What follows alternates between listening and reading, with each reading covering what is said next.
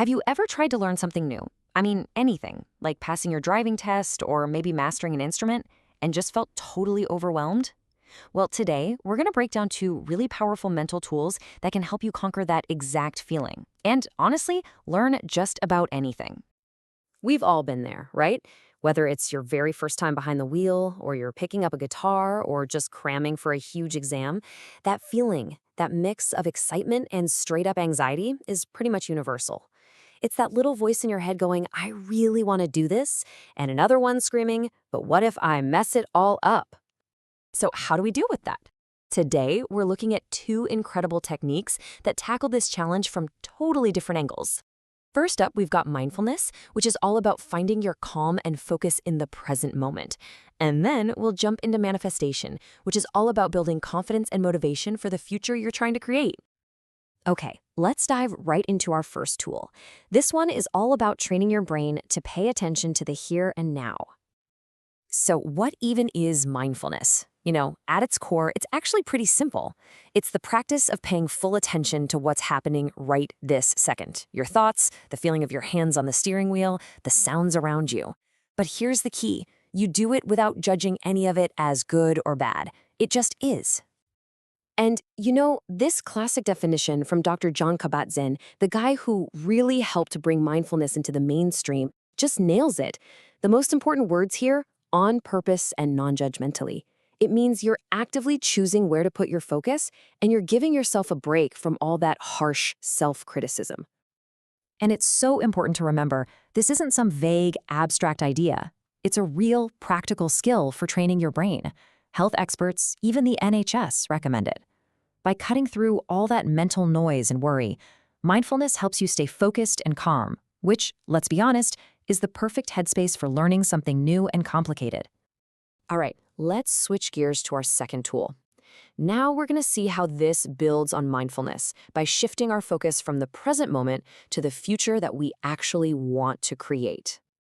So manifestation, what's that all about? Well, it's about setting a super clear vision for what you want to achieve, truly believing you can do it, and then taking focused, concrete actions to make it a reality. It's this powerful mix of your intention, your belief, and, of course, your effort. And let's be really clear here. This isn't magic. It's not about just wishing for something and it appears. It's really about psychology. It's about aligning your thoughts and your actions so they're all pointing toward one specific, positive goal. You're basically programming your brain to work for you, not against you. Now, let's put all this theory into practice. Let's see how these two tools work together in a situation that I'm sure most of us can relate to: the stress, the nerves, and the ultimate triumph of learning to drive. Okay, so when you're learning to drive, mindfulness is basically your ultimate co-pilot. It helps quiet down that frantic inner voice, which then allows you to actually focus on the road, listen to your instructor, and remember all the little steps for a parallel park without completely freaking out. And this slide right here perfectly illustrates that mental shift. See, the anxious brain, it jumps ahead to a what if, a potential failure. But the mindful brain gently pulls your attention right back to the physical task at hand. You literally can't worry about stalling if you are completely focused on the sensation of the clutch under your foot. So while mindfulness is keeping you grounded during the lesson, manifestation is busy building up your confidence before you even get in the car. It's all about mentally rehearsing your success, swapping out that negative self-talk with positive affirmations, and seeing every single lesson as one step closer to your goal. This little trick is called visualization. And trust me, top athletes and performers use it for a reason. By vividly imagining yourself succeeding, you're actually training your brain to stay calm and respond as if it's already been there, done that.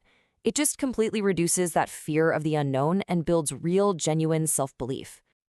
But of course, this powerful 1-2 punch of staying present to learn and focusing on the future to stay motivated, well, it isn't just for learning to drive.